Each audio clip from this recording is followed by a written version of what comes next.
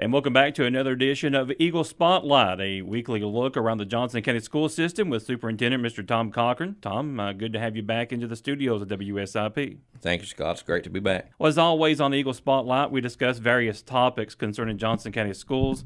Today we're going to take a look at a couple of different things. We're going to talk about some district-wide, the cafeterias throughout the school system, some current events going on in the district, and then we're going to do our spotlight of a school, and that's going to be Century Elementary. So let's get started with today's Eagle Spotlight.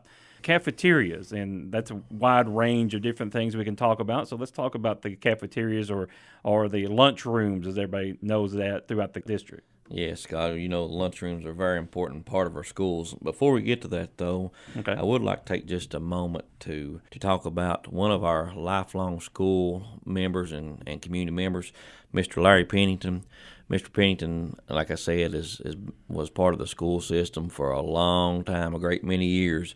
He's also a pillar of the Flat Gap community, and our hearts are heavy this week as Mr. Pennington did pass away. He was a great schoolman and even a better man, so we're all going to miss him, and our thoughts and prayers are with Brenda and the kids and the whole Pennington family. A big loss for the school system, and you throw legacy around to certain things, and he's one that would be qualified in that legacy. Yes, absolutely. He was at several of our schools. He was principal at Flat Gap and W.R. Castle, and among other things, he was assistant principal at Meade and at Porter. He jokingly called himself the principal maker. A lot of the people he worked with were school principals, so he had a huge impact on many staff and students in Johnson County schools.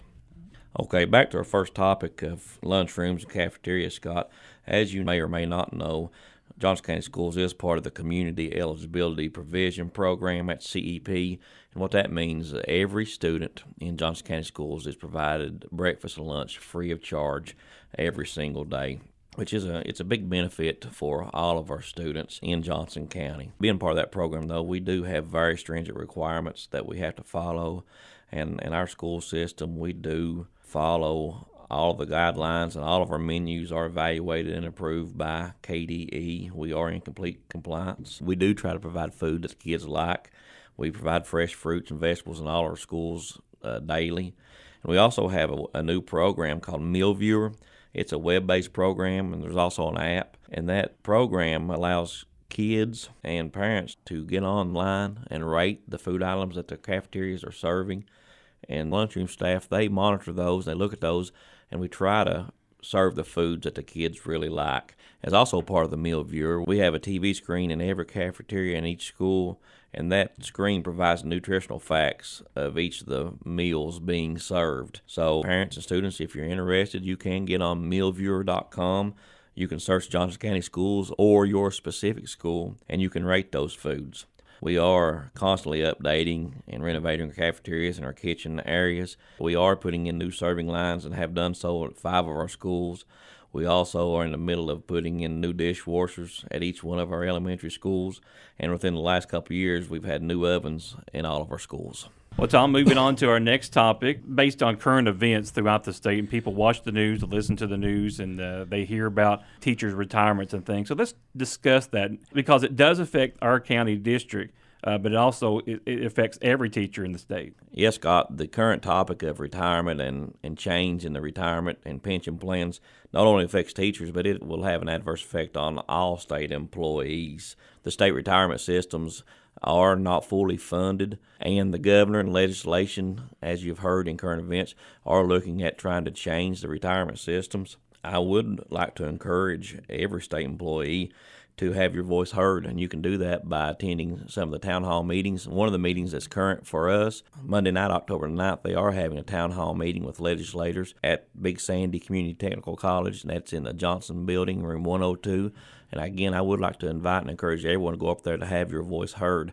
Our governor and state legislators must understand any change in the retirement system will adversely affect our families and our future, and we must be united and let our voice be heard that we deserve the retirement that we were promised.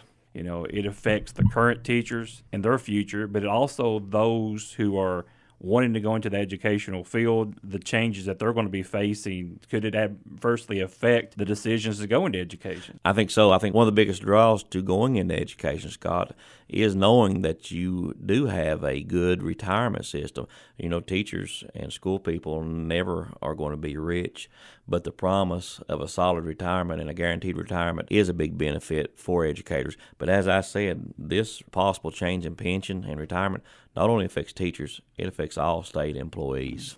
Well, Tom, moving on to our final topic to discuss, we always try to look at a single school to talk about here on Eagle Spotlight, and today we're going to talk about Central Elementary. Yes, Scott, Central Elementary is one of our 5 elementary schools. As you remember, we did combine Meade into Central Elementary last year to make a larger Central Elementary Eagle school. And there's a whole lot of great tradition at Central Elementary dating back to when you and I went to school and we were the Falcons. I will always be a Central Falcon. I know, I've heard you say it on the radio several times.